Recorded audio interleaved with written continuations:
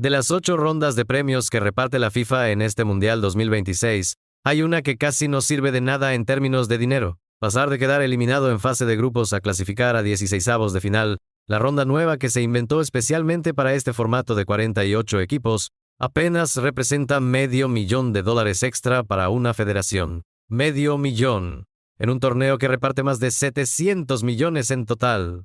Ese dato, que parece un detalle contable, en realidad dice mucho sobre cómo la FIFA diseñó los incentivos económicos de este mundial, y por qué el verdadero salto de dinero no está donde la mayoría de la gente cree. Antes de continuar, suscríbete ahora para que no te pierdas ningún video. Arranquemos por la base.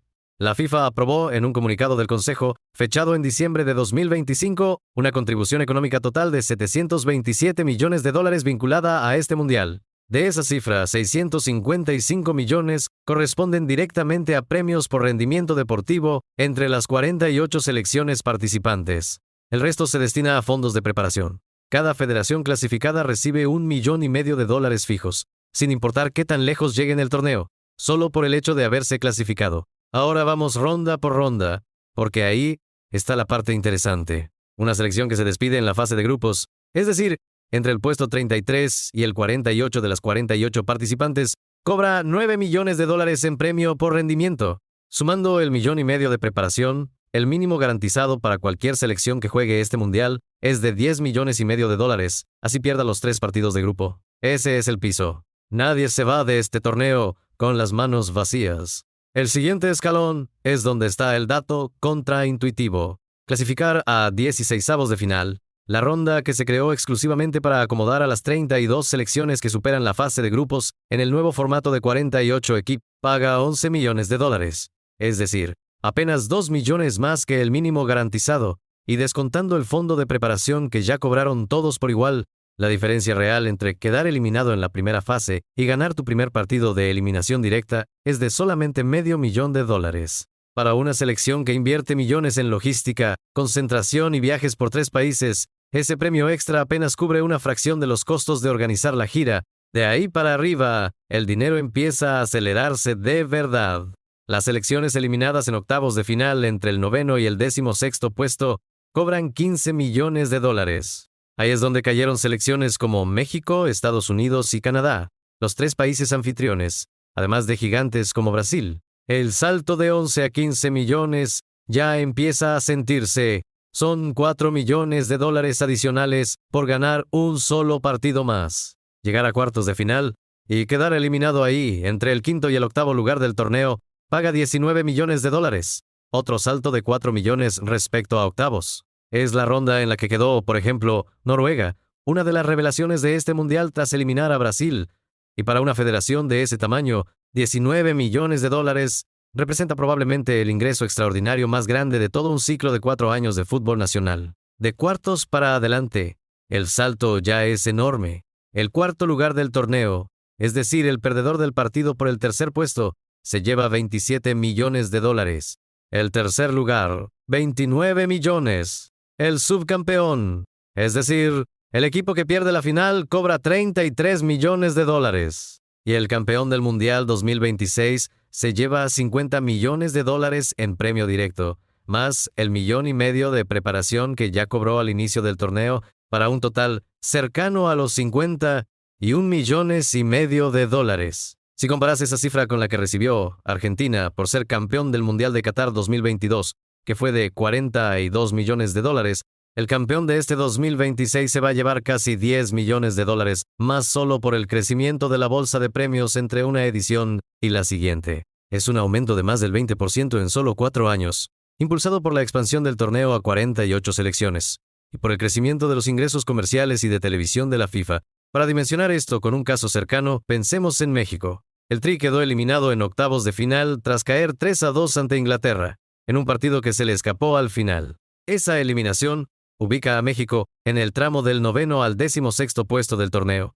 Así que la Federación Mexicana va a cobrar $15 millones en premio por rendimiento, más el $1,500,000 de preparación que ya tenía asegurado desde que se clasificó como anfitrión. En total, algo más de $16,5 millones por toda la participación de México en este mundial, sin contar los ingresos propios que genera la Federación por publicidad, patrocinios y venta de entradas en los partidos que organizó como sede.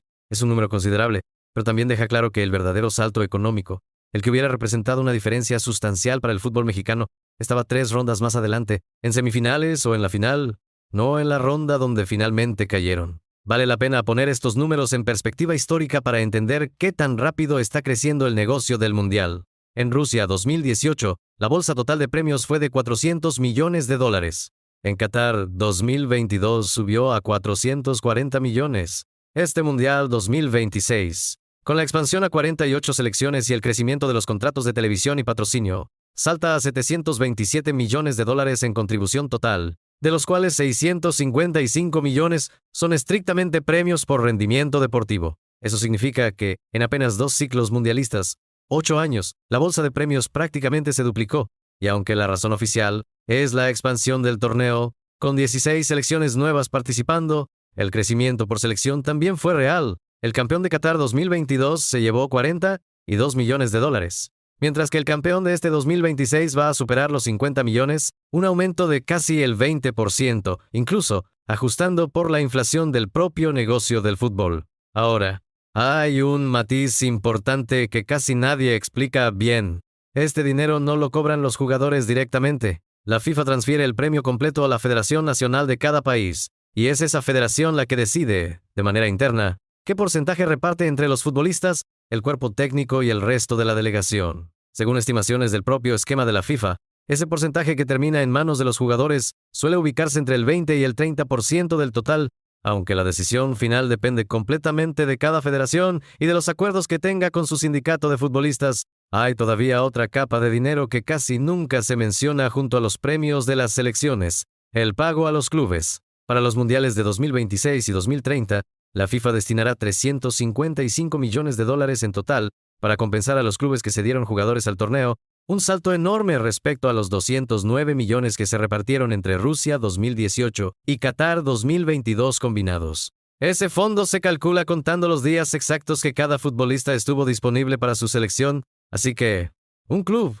que aportó a un jugador que llegó hasta la final recibe más dinero que uno cuyo jugador quedó eliminado en fase de grupos.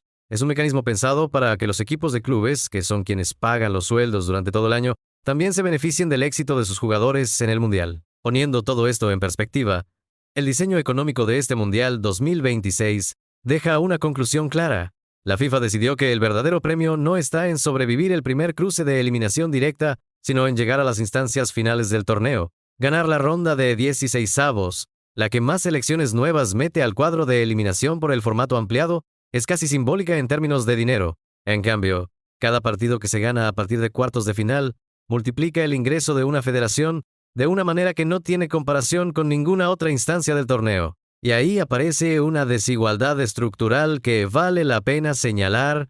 Las selecciones europeas y sudamericanas, que concentran a la mayoría de los futbolistas que juegan en los clubes más ricos del mundo, terminan generando doble beneficio económico cuando avanzan rondas, uno para su federación y otro, indirecto, para los clubes que les prestaron jugadores.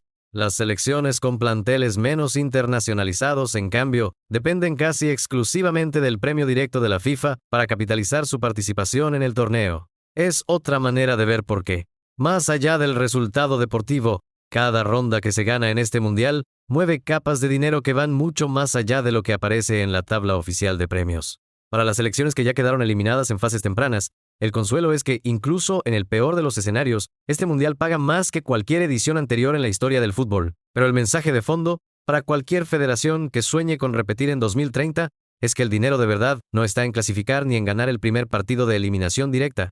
Está en sobrevivir cuartos de final, semifinales y, sobre todo, en llegar a esa última tarde de julio en la que solo 2 selecciones se juegan $50 millones y algo mucho más valioso que el dinero, el título de campeones del mundo. Comenta abajo si ya te imaginabas esta información y no te olvides de suscribirte y darle like al video.